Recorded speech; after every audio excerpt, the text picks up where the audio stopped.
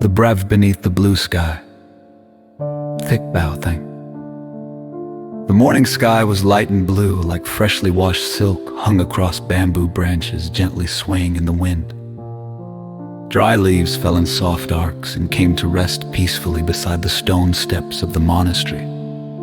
In that still and gentle scene, I, then a young disciple, was walking behind the world-honored one, my footsteps light. Not because I feared making noise and disturbing heaven and earth, but because my own heart was sinking into a wondrous silence. The master stopped and turned towards me. His gaze was kind, like a spring rising at the mountain's source, clear, cool, and illuminating the dark layers, still sleeping in the heart of a young seeker. He spoke, his voice deep and soft, like wind brushing the trunk of an old tree. Rahula, this body is impermanent. Feelings are impermanent. Perceptions are impermanent. Mental formations are impermanent. Consciousness is impermanent. Nothing is I. Nothing is mine. Nothing is a separate, lasting self. The words had barely ended, yet it felt as if they had touched an old door within my heart. That door had been shaking for a very long time. Under the weight of anger, hurt, pride, arrogance, fear, and confusion about who I was. Now just one gentle breeze of the Master's compassion was enough to make it swing open. I stood there, beneath the vast open sky, listening as each word poured into my heart.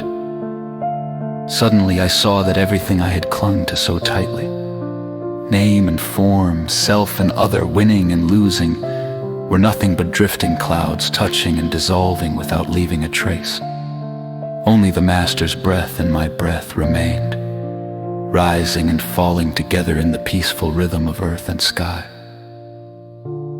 The breath is the path of return. The Master said. I bowed my head. A feeling rose within me, part reverence, part gratitude, and part a sense of being gently led by the hand back to an old home I had abandoned for too long, my own true self, not the self I put on for the world to see, but the self that is breathing, living, and directly sensing each fleeting moment of impermanence from within.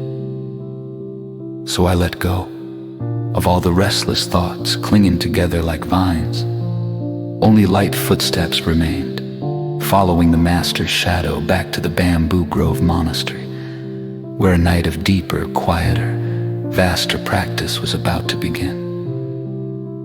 In the small hermitage, the afternoon had already turned golden. Light from the western sky filtered through the leaves, falling as thin halos like threads of smoke. The late summer cicadas were growing silent. Only the wind moving through the cracks of the door remained, like nature itself, whispering encouragement to the one who practices. I sat down, folded my legs into meditation posture, relaxed my shoulders, and let the whole body return to its most natural state. Then I began to practice just as the Master had taught, breathing in long. I know I am breathing in long, breathing in short. I know I am breathing in short. Breathing out long. I know I am breathing out long, breathing out short. I know I am breathing out short. Nothing added, nothing removed, only knowing. That single word, knowing, opened an entire sky within me. The in-breath was cool like spring water falling from a high mountain. The out-breath was warm like my mother's smile when I was a child.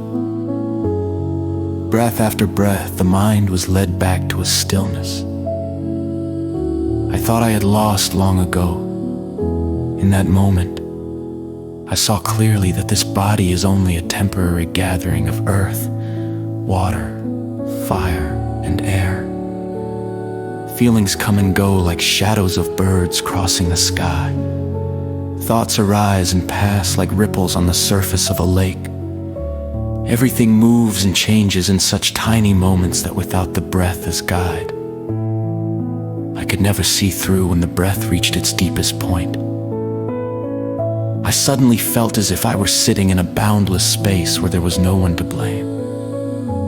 Nothing to grasp, no self to defend, only life itself was breathing softly, pure, vast, and gentle. Then, without knowing when it began, faces, old stories, and scars from the past rose up lightly and sank away again, like dead leaves floating on the water's surface. They no longer had strength to struggle. They no longer wished to cling. Everything drifted away in a clear, knowing awareness that was when I understood why the Master had said, just know the breath, and the mind will find peace by itself. So peace does not come from anything grand. It comes from the simplest breath, recognized by an awakened heart. When night came, a full moon hung high in the vast sky. It was like the bright mirror of heaven and earth shining down upon the monastery courtyard, shining also upon my still form beneath the hermitage roof. The night wind passed over me, lightly, like a mother's hand on my shoulder. When I was little and afraid of the dark, within the steady breath and pure moonlight, my heart opened like a doorway. With no doors, peace spread throughout my body, so light that it felt as though this body were nothing more than a breeze passing through. No more grasping, no more afflictions, no more me and others, no more right and wrong, gain and loss. Everything became transparent, and in that transparency, I saw clearly each moment of arising and passing in body and mind, like watching a stream run through stones, each pebble, each strand of moss, appearing plainly, without concealment. That moment did not blaze like lightning, nor thunder like a storm. It was as gentle as a sigh, fine as pollen on a flower petal, yet it was precisely this gentleness that opened the first gate of realization in my life. In the stillness, I, Rahula, realized there is nothing to hold, so there is nothing to lose. There is no fixed me to defend, so there is no one left to suffer. I opened my eyes. The moon was still full, the wind was still cool, the monastery was still quiet. But my heart was different, lighter, wider, softer. Not because I had become someone else, but because the one I used to cling to as me had dissolved like a thin cloud in the night sky. From afar, the world-honored one looked my way and smiled. That smile was enough to make all of heaven and earth grow still. I bowed low for tonight beneath the moon, within the passing breeze. I had touched the first warmth of awakening.